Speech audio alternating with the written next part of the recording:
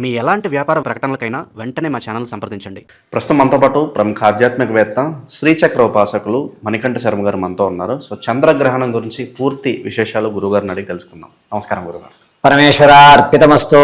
2026లో మనకి మొదటి చంద్రగ్రహణం ఎప్పుడు ఉంది, మరి ఈసారి దాని ప్రత్యేకతలు ఏంటి గురుగారు? దాని ఇంపాక్ట్ అనేది ఏ విధంగా ఉంటుంది? ఏ రాశుల వాళ్ళు ప్రత్యేకంగా ఈ గ్రహణాన్ని చూడకూడదు, ఎవరికి ఇది ప్లస్ పాయింట్ అంటారో పూర్తి వివరాలు తెలియజేయండి. వాస్తవంగా గ్రహణ సమయాలు అనేటువంటి అమావాస్య పౌర్ణమి మిళితాలతో జరుగుతూ ఉంటాయి. ఈ మార్చి నెల 3వ తారీఖు వచ్చేటువంటి గ్రహణం అత్యంత శక్తివంతమైన గ్రహణంగా మనం చెప్పుకోవచ్చు. ఇది చంద్రగ్రహణం. మంగళవారం రావడం, అందులోనూ పౌర్ణమి మిళితం కావడము, పైగా ఈ చంద్రగ్రహణం అనేటువంటిది మధ్యాహ్నం 3:19 నుంచి 6:46 వరకు గ్రహణ సమయంగా చెప్పవచ్చు. ఈ గ్రహణ సమయం అనేటువంటిది ఇంత పీరియడ్లో మనకి ప్రవేశం మాత్రమే జరుగుతుంది. కానీ ఎప్పుడు పట్టు స్నానం చేయాలి, ఎప్పుడు విడుపు స్నానం చేయాలి, అసలు ఈ గ్రహణాల్లో చేసేటువంటి విధానాలు ఏమిటి, ఎవరెవరికైతే మనకి ఈ గ్రహణం ఈసారి ఈ మంగళవారం వచ్చేటువంటి గ్రహణం ఏంటంటే కేవలము పుబ్బా నక్షత్ర యుక్తానికే పడుతోంది సింహరాశి వారికి. వాస్తవంగా సింహరాశి వారు ఎవరెవరు? మఖా నక్షత్రం 4 పాదాలు, పుబ్బా నక్షత్రం 4 పాదాలు, ఉత్తరా నక్షత్రం మొదటి పాదం వారు సింహరాశిలోకి ఇచ్చేస్తారు. మరి ఈ రాశులు, ఈ ఉన్నటువంటి పుబ్బా నక్షత్రం వారు కూడా అత్యంత శ్రేష్టంగా శాంతులు జరిపించాలి. అంతే తప్ప మఖా నక్షత్రం వారికి, ఉత్తరా నక్షత్రం వారికి శాంతులు చేయవలసిన అవసరం లేదు. కానీ సింహరాశిలో ఉన్నాం కదా గురుగారు, మరి చేయించాలంటారా అనేటువంటి ప్రశ్న కూడా ఉంటుంది. ఆ యొక్క నక్షత్రయుక్తంలో జరుగుతుంది కావున పుబ్బావారు మాత్రమే, పుబ్బా నక్షత్ర 4 పాదాలు వారు ఖచ్చితంగా శాంతులు చేయాలి, దానం చేయాలి. ఈశ్వరుడికి తైలాభిషేకం చేయడం, తైలాభిషేకము నవగ్రహాల్లో శనీశ్వరుడికి చేయించుకుని ఇప్పుడు బుధవారం రోజున ఈ పుబ్బా నక్షత్రం వాళ్ళు ఈశ్వరుడికి మహన్యాసపూర్వక రుద్రాభిషేకం, భస్మంతో అర్చన, కేవలము విభూతితో మాత్రమే అర్చన చేస్తూ బ్రహ్మ తులసి లేదా బ్రహ్మ బిల్వాలు ఉంటాయి, ఆ బిల్వాలు అర్చన చేయించాలి. మ్యాక్సిమము తులసిలు అందరికీ 2 తులసిలే తెలుస్తూ ఉంటాయి. ఈ కృష్ణ తులసి, లక్ష్మీ తులసి, ఈ తులసులతోటే అర్చన చేస్తుంటారు. ఈ పుబ్బా నక్షత్రం వారు విశేషంగా మరుసటి రోజు బుధవారం రోజు అభిషేకం చేసుకుని బిల్వాలు, బ్రహ్మ బిల్వాలతో అర్చన చేయించి అభిషేకం పూర్తయిన తర్వాత భస్మంతో అర్చన గావించినటువంటి భస్మాన్ని ఇంటికి తెచ్చుకుని ప్రతిరోజు కూడా 11 రోజులు ఇలా అడ్డంగా ధరించగలిగితే అద్భుతమైన ఫలితాలు వీరు చవి చూస్తూ ఉంటారు. గ్రహణము అనేటువంటిది కేవలము 42 నిమిషాలు మాత్రమే సమయం. మరి 3:10 నుంచి అంటే నియమం పాటించుకోవాలి. అన్నం తినకుండా ఉండడం, ఎటువంటి పదార్థాలు లోపల తీసుకోకూడదు, లిక్విడ్ ఐటమ్స్ తీసుకోవచ్చు. గర్భిణీ స్త్రీలు కూడా 4 గంటల్లోగానే భోజనం ఆచరించేయాలి. 4 తర్వాత భోజనం చేయడానికి పనికిరారు. గర్భిణీ స్త్రీ ఒకవైపుగా తిరిగి మాత్రమే పడుకొని ఉండాలి, ఎడం వైపు, అది కూడా కుడివైపు తిరిగి పడుకోవడానికి ఆస్కారం లేదు. పైగా పట్టు స్నానం 6:02 పట్టు స్నానం చేసి 6:46కి విడుపు స్నానం ఆచరించాలి. మంగళవారం రావడం పౌర్ణమి, అందులోనూ గ్రస్తోదక చంద్రగ్రహణం కాబట్టి వీరు స్పెసిఫిక్గా ఎవరన్నా మూలమంత్రాలు కొంతమంది అనుష్ఠానం చేసుకునేవారు ఉంటారు. అంటే లక్ష్మీ గణపతి మూలమంత్రం కానీ, శ్రీ విద్యా ఉపాసకులు మూలమంత్రాలు కానీ, లేదా కాళీ ఆరాధన చేసేవాళ్ళు కానీ, కాలభైరవ మూలమంత్రం తీసుకునేటువంటి వారు కానీ, వీరికి అత్యంత అద్భుతమైనటువంటి శక్తి ఉత్పన్నం అవడానికి, ఒక మాల జపం చేస్తే అది 10ంతలు అవ్వడానికి ఈ సమయం అనేటువంటిది అత్యంత ఉపయోగదాయకమైన సమయం. 5 గంటలకి ప్రారంభం చేయాలి జపం అనేది. 5 గంటలు ప్రారంభం చేసి 7 గంటల వరకు, అంటే 6:46 మనం అలారం పెట్టుకుని ఏం చెయ్యంగా మినిమం 7 గంటల వరకు ఖచ్చితంగా అనుష్ఠానంలో కూర్చోగలిగితే బుధవారం తర్వాత నుంచి ఈ యొక్క మంత్ర బలం అనేటువంటిది వస్తుంది. మనకి కావలసింది ఏమిటంటే మన నాలిక మీద లక్ష్మీదేవి తాండవం మన ఇంట్లో చెయ్యాలి అంటే మన నాలిక మీద సరస్వతీ కటాక్షం ఉండాలి. ఈ నాలిక చివర అమ్మవారు బీజాక్షరాలు రాస్తుందా అన్నట్టుగా ఉంటేనే శుద్ధి వస్తుంది, వాక్ శుద్ధి. ఆ వాక్ శుద్ధి ఎవరు కలగాలన్నా, ఎవరికన్నా లక్ష్మీ కటాక్షం కలగాలన్నా ఈ సమయంలో లక్ష్మీ గణపతి మూలమంత్రాన్ని కానీ, లేకపోతే కాళీ మూలమంత్రం కానీ, భైరవ మూలమంత్రాన్ని కానీ పఠించుకోవడం అత్యంత శ్రేయస్కరం. గురుగారు మరి సింహరాశి వాళ్ళు ఒక్కలే చూడకూడదా, లేదంటే ఇంకేదన్నా ఎవరికన్నా ఇంపాక్ట్ ఉంటుందంటారు, నెగిటివ్ ఇంపాక్ట్? మ్యాక్సిమం సింహరాశి వారు చూడకుండా ఉండడం శ్రేయస్కరం, మొట్టమొదటి ప్రిఫరెన్స్. మిగిలిన వాళ్ళు చూసినా ఇబ్బంది ఏమి ఉండదు.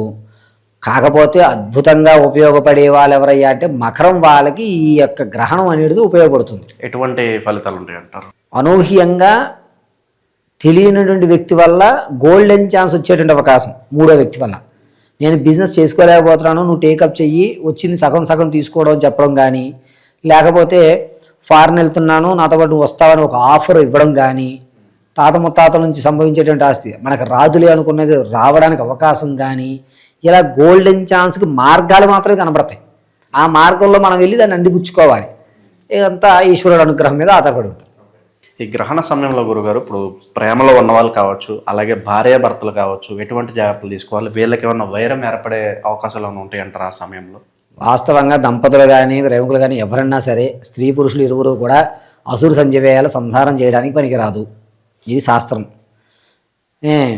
ఈ గ్రహణ సమయంలో దూరంగా ఉండడమును, భార్యాభర్తలము ఇరువురు కూడా ఇంట్లో చక్కగా దేవుడి మంత్రంలో ఆవధం నూనెతో దీపారాధన చేసుకుని ఏదైనా అమ్మవారి మంత్ర జపం చేయడమే శ్రేయస్కారం తప్ప ఇక ఆలు మగల విషయంలో ఇంకా ఎటువంటి విభేదాలు పెట్టుకోకుండాను కాస్త నెమ్మదిగా ఉండడం అనేటువంటిది చేసుకోవాలి.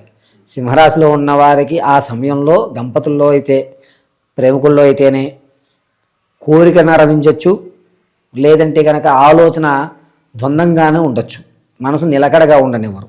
కాబట్టి కొంచెం జాగ్రత్తగా భగవంతుడి మీద ధ్యానం చేసుకోవడానికని ఒక సపరేట్గా ఉండడం అనేది చెప్పదగ్గ సూచన. సింహరాశి వారు చూడకూడదు అని చెప్పి మనం ప్రస్తావించుకున్నాం. పొరపాటున గబాలను వెళ్ళే టైంలో ఏమన్నా చూస్తే కనుక అది కీడు అంటారా? మరి దానికి పరిష్కారం ఏమన్నా ఉంటుందంటారా? కీడు అనేసరికి ఏమవుతుందంటే జాతకాలలో ప్రభావయుక్తాలు మారిపోతాయి. కాబట్టి మనం ఏం చెప్తున్నామంటే బుధవారం రోజు ఉదయాన్నే చక్కగా తలస్నానం ఆచరించేసుకుని శివుడికి భస్మార్చన చేసుకుని బిల్వాలు, బ్రహ్మ బిల్వాలు సమర్పించి అర్చన చేయగలిగితే అత్యంత అద్భుతంగా ఉంటుంది. దీనివల్ల ఏ విధమైన కీడు వస్తుంది అంటే వచ్చేటువంటి పనులు ఆగిపోవడం, వేసే అంచనాలు తారుమారవడం, అయిపోతుంది అనుకున్న పనులు ఆటంకాలు రావడం, చూడడం వల్ల జరిగేటువంటి పనులు అనమాట. ఇవి ఏంటంటే పరీక్షాకాలమా అన్నట్టు ప్రశ్నార్థకం అయిపోతుంది. అందుకే గ్రహణ సమయంలో ఈ నక్షత్రాల వారు, ఈ రాశి వాళ్ళు చూడొద్దు అనేటువంటి ఒక నియమం అయితే లిఖించడం జరిగింది. ప్రత్యేకంగా గురుగారు మరి చేతబడులు కావచ్చు, కొన్ని చెడు క్రియలు బారిన పడిన వాళ్ళు ఉంటారు, అష్టదిగ్బంధనం అయిపోయి జీవితంలో ఏం చేయాలో అర్థం కాని సిచ్యువేషన్లో కొంతమంది ఉంటారు. ప్రత్యేకంగా మరి వాళ్ళు ఈ రోజన్నా పరిహారం చేసుకోవడం ద్వారా కాస్త వాళ్ళకి విముక్తి ఉండే అవకాశం ఉంటుందంటారా? తాంత్రిక పరిహారం ఏదైనా ఉంటే తెలియజేయండి. తాంత్రిక పరంగా అనేటువంటిది ఏమిటంటే ఈ తాంత్రికం నుంచి విముక్తి పొందడానికి దైవారాధన తప్ప తాంత్రికారాధనలో మీరు కాలభైరవ ఆరాధన చేయొచ్చు అని ఇందాకనే మనం ప్రస్తావన చేశాం. ఎవరూ లేనటువంటి ప్రదేశంలో కానీ, లేదా జలపాతారాలు ఉన్న ప్రదేశంలో కానీ, మా ఇంటికి ఎక్కువ నరకోశగా అనిపిస్తోందండి అన్న కానీ, లేకపోతే తరచుగా ఎవరో ఒకరి తర్వాత ఒకళ్ళు అనారోగ్య పాలైపోతున్నారు, యాక్సిడెంట్లు జరుగుతున్నాయి, మా కుటుంబంలో ప్రతి తరంలోంచి ఒక వ్యక్తి కాలం చెందుతున్నాడు అనేటువంటివి, కొంతమంది పితృదోషాలు ఉంటారు, నారాయణ బలి చేయించడానికి గల కారణం పితృదోషాలు ఉంటాయి, ఇటువంటివి కానీ, మా పిల్ల చికాకు చేస్తుంది అన్నటువంటి వాళ్ళు ఎవరైతే ఉంటారో వీళ్ళు ఈ సమయంలో ఎంత ఎక్కువగా అమ్మవారి ఆరాధన చేస్తే, ముఖ్యంగా చిన్నమస్త, బగలాముఖి, త్రిపుర భైరవి, వీళ్ళ ముగ్గురిని ఆరాధన ఈ సమయంలో చేయగలిగితే మనకు ప్రయోగం చేసిన వాళ్ళు తిరిగి కొట్టేయచ్చు, వాళ్ళకే వెళ్ళిపోతుంది. రెండోది వీరందరికంటే అత్యంత ప్రధానమైన స్థానం ఏంటంటే చండీ మూలమంత్ర జపానుష్ఠానం చేసుకున్న అద్భుతమైన ఫలితాలు. ఎవరైతే మనకి కీడు చేద్దాం అనుకుంటున్నారో వారికి తిరిగి కొడతాయి ఒకటి. రెండోది నెగిటివ్ ఎనర్జీ తోటి కానీ, నెగిటివ్ థాట్స్తో కానీ మనల్ని కలవడానికి వస్తారు కొంతమంది, వెన్నుపోటు శత్రువులు దగ్గరికి వచ్చేస్తుంటారు. అటువంటి వాళ్ళు కూడా తప్పించుకోవడానికి ఈ సమయం అత్యంత అద్భుతంగా పనిచేస్తుంది. తాంత్రిక విధానంలో ఏంటంటే సాయం సంజీవేయాలంటే మినిమం మీరు 5 గంటలకి ఎవరూ లేనటువంటి ప్రదేశాల్లో సాధన అనేటువంటిది ఎలా చేయాలంటే ఎప్పుడు కూడా ఎలక్ట్రికల్ వస్తువులు దగ్గర ఉండకూడదు. మీరు ఏ గురు పరంపరలైనా చూసుకోండి, వారి చేతిలో ఒక కమండలం, ఒక సత్యదండం, ఒక ఆసనం, ఈ మూడే ఉంటాయి. వస్త్రం ఇవే ఉంటాయి, ఇంకేం ఉండవు. జపమాల కూడా చాలా తక్కువగా ఉపయోగిస్తారు, వాళ్ళు కరమాలని ఉపయోగిస్తారు, చేతినే సంఖ్యాభాగంగా ఉపయోగిస్తారు. ఎవరైతే మీ జీవితంలో మార్పు కావాలనుకుంటున్నారో వారు ఎవ్వరూ లేనటువంటి ఏకాంత ప్రదేశంలో కానీ, జలపాతారాలు కానీ, చెరువులు కానీ, కాలువలు కానీ ఉన్నటువంటి ప్రదేశంలో చక్కటిగా ఒక దర్భాసనం వేసుకుని, వస్త్రం మీ ఇష్టం, మీరు చేసేటువంటి అమ్మవారి ఆరాధన మీ ఆలోచన బట్టి, తెలుపు, పసుపు, ఎరుపు మీ ఇష్టం, ఏదన్నా ఒక ఆరాధన చేసుకుని ఒక దీపం అయితే వెలిగించాలి ఖచ్చితంగా. కొబ్బరి నూనెతో దీపం వెలిగించడం శ్రేయస్కరం. ఇలా వెలిగించుకుని దాని అభిముఖంగా పద్మాసనంలో కూర్చుని అనుష్ఠానం గావించాలి. మీకు అనుష్ఠానం చేస్తున్నంతసేపు రకరకాల శబ్దాలు కానీ, లేకపోతే చెడు ఆలోచనలు కానీ, లేదా పరివారం ఏదో జరుగుతున్న శబ్దాలు కానీ వినిపిస్తూ ఉంటాయి. పాము పాగుతున్నట్టుగాను, కుక్కలు ఏవో అరుస్తున్నట్టుగాను ఇవి వస్తాయి. వీటిని మీరు నిగ్రహించుకుని చేయగలిగితే కొంత సమయం అయిన తర్వాత ఈ త్రినేత్రం దగ్గర మీకు ఒక నల్లటి ఆకారకృతులు కనబడతాయి. మీరు ఇక్కడ ఏదైతే జపం అనుకుని సంకల్పం చేస్తున్నారో అది త్రినేత్రంలో కనబడింది అంటే నీ పని పూర్తయిపోయింది అని అర్థం. కాబట్టి ఆ నియమం తీసుకోవాలి. ఈ గ్రహణం ఇంపాక్ట్ అనేది ఈ బంగారం రేట్ల మీద కావచ్చు, రియల్ ఎస్టేట్ మీద కావచ్చు అన్న ప్రభావం చూపించే అవకాశం ఉందంటారా? రాశి పరంగా చెప్పుకోవాలంటే బంగారం రేటు అనేటువంటిది మార్చి 18 తర్వాత కూడా కొంచెం తగ్గుతుంది. మరీ తగ్గదు, కొంచెం తగ్గుతుంది, ఒక 2-3 వేలు తగ్గుతుంది. అంతకుముందు వీడియోలో మనం బంగారం ప్రస్తావన చేసాం. ప్రస్తావన చేసిన తర్వాత మన దగ్గర చాలామంది ప్రశ్న అడిగి కొన్న వాళ్ళు అద్భుతంగా బాగుపడిన వాళ్ళు ఉన్నారు. మళ్ళీ పెరుగుతుంది అనుకున్నాం అన్నట్టుగానే మళ్ళీ పెరిగింది 2 రోజుల్లో. ఇప్పుడు మళ్ళా మార్చి ఈ గ్రహణం అయిన తర్వాత 4-5 రోజులు కొంచెం తగ్గుతుంది. మరీ భారీగా తగ్గే ఆలోచన లేదు, కానీ 1000 రూపాయలు 1500 మీకు వ్యత్యాసం కనబడిపోతుంది. గురుగారు, మరి పరిహారంగా మరి ఎటువంటి దానాలు చేసుకుంటే బాగుంటుందంటారు? ఏ రాశి వాళ్ళు ప్రత్యేకంగా ఈ దానాలు చేసుకుంటే బాగుంటుందంటారు? సింహరాశి వారందరూ కూడా దానాలు చేయండి అని చెప్తాను. అయితే నేను ఇందాక చెప్పినట్టుగా పుబ్బా నక్షత్రం 4 పాదాలు, ఉత్తర నక్షత్రం 1 పాదం వారు, వీరికి నక్షత్రం వల్ల ఇబ్బంది లేదండి అని చెప్పాం. కానీ ఏదో ఒక సంకోచం అయితే ఉంటుంది కదా, నేను అదే రాశిలో ఉన్నాను కదా, మరి నేను కూడా చేసేసుకుంటానని పనిలో పని అనుకున్న వాళ్ళు చేసుకోవచ్చు. కానీ పుబ్బా నక్షత్రం 4 పాదాల వారు ఖచ్చితంగా చేయాల్సిందే. పుబ్బా నక్షత్రంలో ఏ పాదంలో పుట్టినా వాళ్ళు దానం చేయవలసిందే. దానంగా ఏమిటి? బియ్యం కేజింపావు, తర్వాత వెండిలో చిన్న రూపండి, వెండి రేటు ఎక్కువగా ఉంది కదా గురువుగారు అంటుంటారు. వెండిలో చిన్న ఒక అణువంత రేకు ఉంటుంది చంద్రుడి ఆకారంలో, దాన్ని, అదేవిధంగా పెరుగు, నెయ్యి, దాంతోపాటుగా పత్తి, ఇవి దానం చేసుకుని ఒక తెల్లటి వస్త్రం దానం గావించుకోవడం అత్యంత అద్భుతం.